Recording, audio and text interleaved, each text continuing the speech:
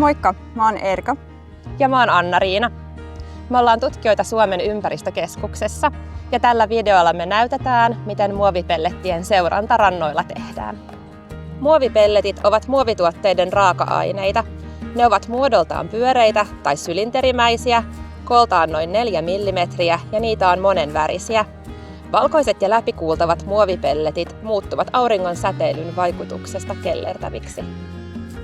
Muovipellettejä voi päätyä ympäristöön eri tavoilla, esimerkiksi kuljetuksessa.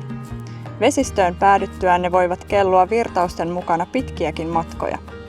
Osa pelleteistä päätyy rannoille, joilta voi löytyä paikoin suuriakin pellettimääriä.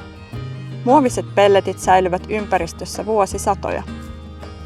Muovipellettien määrää seurataan rannoilla, jotta saamme tietoa niiden yleisyydestä ja esiintymislaajuudesta sekä voimme mahdollisesti tunnistaa päästölähteitä.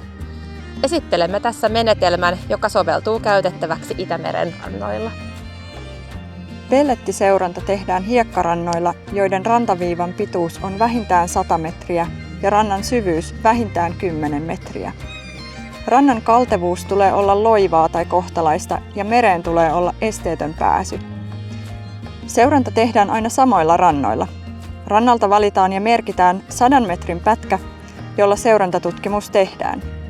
Seuranta-alueen sijainti tallennetaan GPS:n avulla. Valitulle alueelle sijoitetaan tutkimuslinjoja tasaisin välimatkoin. Tutkimuslinjojen lukumäärä ja sijainti kirjataan ylös. Jokaiselle tutkimuslinjalle tehdään ruutuja tasaisin välein vesirajasta rannan takaosaan. Ruudut ovat kooltaan 50 cm x 50 cm. Yksi ruutu sijoitetaan kullakin tutkimuslinjalla siihen kohtaan, johon kertyy eniten orgaanista ainesta aaltojen mukana. Merkitse ruutujen sijainnit linjalla, esimerkiksi puutikulla. Seurantaa varten tarvitset seuraavat työvälineet. Tarvikkeet ruudun rajaamiseen, kelamitan, ämpäreitä, siivilöitä 2 eri silmäkokoa 2 milliä ja 5 milliä, pieniä lapioita tai lastoja, minigrip-pusseja tai purkkeja löytyneille pelleteille, muistiinpanovälineet, puhelimen tai muun laitteen sijaintitietojen päivittämiseen. Seuraavaksi siirrytään näytteenottoon.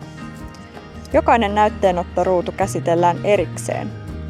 Ruudun pintakerroksesta kerätään hiekkaa tasaisesti koko ruudun alalta ämpäriin ja kerätty tilavuus kirjataan ylös. Joka ruudulta kerätään sama tilavuus hiekkaa. Hiekka seulotaan vähitellen päällekkäin asetettujen 5 mm ja 2 mm seulojen läpi. Rannalta otettua vettä käytetään seulannassa apuna, jolloin hiekka menee nopeammin seulojen läpi.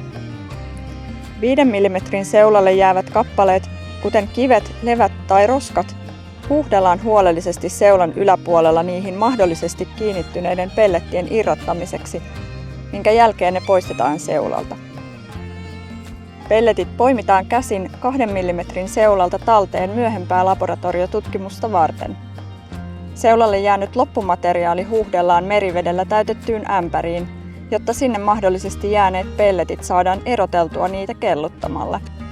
Kelluvat pelletit kerätään niin ikään talteen. Kun ruutu on valmis, siirrytään seuraavaan ruutuun ja toistetaan näytteenotto. Kerätyt pelletit sekä näytetiedot toimitetaan laboratorion jatkotutkimuksia varten. Kerätyn aineiston avulla saamme lisätietoa Itämeren rantojen roskaantumisesta.